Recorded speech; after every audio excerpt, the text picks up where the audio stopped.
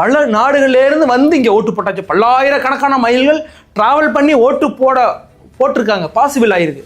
ஆனால் இங்கே இருக்கிற கீழாம்பாக்கத்தில் இருந்து சென்னையிலேருந்து வந்து ஓட்டு போட முடியல, இங்கே இருக்கிற கோயம்புத்தூர்லேருந்து வந்து ஓட்டு போட முடியல, இங்கே இருக்கிற திருச்சியிலேருந்து வந்து சொந்த ஊருக்கு ஓட்டு போட முடியலன்னா அப்போ பாருங்க, யாரோ ஒருவன் பல ஆயிரம் மைல்கள் தாண்டி வந்து விஜய்க்காக ஓட்டு போட முடியும்னா சொந்த ஊரில் இருக்கிற நம்மள ஓட்டு போட விடாமல் ஆக்கியிருக்கிறாங்க இந்த டிரான்ஸ்போர்ட்டேஷன் இஷ்யூவில். அப்படிங்கும் போது உண்மையிலே வருத்தமாக இருக்குது. சரி, போனதெல்லாம் போகட்டும், அதெல்லாம் வருத்தம் தான், அதுக்கான பலன்கள் அவர்கள் அனுபவிப்பாங்க அப்படிங்கிறத நம்ம பார்க்குறோம். இதில் வந்து இந்த ரீசெண்ட் டேஸில் இன்னைக்கு நான் சொல்லியிருந்தேன், இந்த 4 to 6 ஃபார்முலாங்கிறது பல காலமாக இருக்குது. அந்த டைமில் தான் ஓட்டு வந்து கள்ள ஓட்டு போடுவாங்க அப்படின்னு பார்த்தோம். நான் கடந்த முறை தேர்தல் பார்க்கும் போதெல்லாம் வந்து அதிமுகவினரை அடிச்சுவாங்க, அதிமுகவில் அடிப்பாங்க, நாம் தமிழர் கட்சிக்கால கூட நிறைய பேர் அடிச்சிருக்காங்க அப்படிலாம் பார்த்தோன்னீங்களேன்.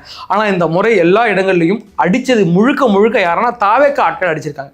அது மெயினாக நான் அன்றைக்கி சொல்லியிருந்தேன், நம்ம எம்எல்ஏ வேட்பாளரெல்லாம் கூட அடிப்பாங்க.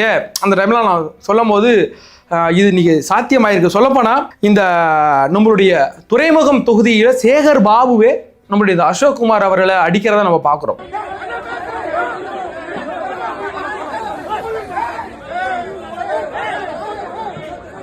உள்ள போந்து இவங்களே அடிக்கிறாங்க.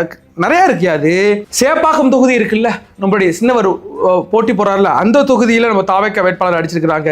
அதுவும் துறைமுகம், அது பாபநாசத்தில் நான் மெயினாக ஒன்று சொல்லணும். பாபநாசம் தொகுதியில் நாம் தமிழர் கட்சி வேட்பாளராக இருக்கிற அந்த அனிஸ் ஃபாத்திமா அவங்க இருந்து நிறைவாக கற்பனை பண்ண, வேற ஒரு கட்சியாக இருந்தாலும் ஒரு புள்ளதாச்சி பொம்பளை மேலே கை வைக்கிற அளவுக்கு உங்களுக்குலாம் திமிரு எங்கேருந்து வருது? பஸ்ஸில் போகும்போது உட்கார்ந்துனோன்னா ஒரு கர்ப்பிணி பெண் வந்து இறங்கி இடம் கொடுக்குற மனசு உள்ள வேண்டாம். இன்னைக்கு இங்கே தமிழ்நாட்டில் உள்ளவனா ஒரு கர்ப்பிணி பெண்ணு மேலே, ஒரு புள்ளதாச்சி புள்ள மேலே ஒரு நாள் கை வைக்க முடியும்னா இவனை மாதிரி அயோக்கிய பயிர்கள்லாம் இந்த தமிழ்நாட்டுக்கு தேவையான்னு தான் எனக்கு ஒரு கேள்வி தோணுது.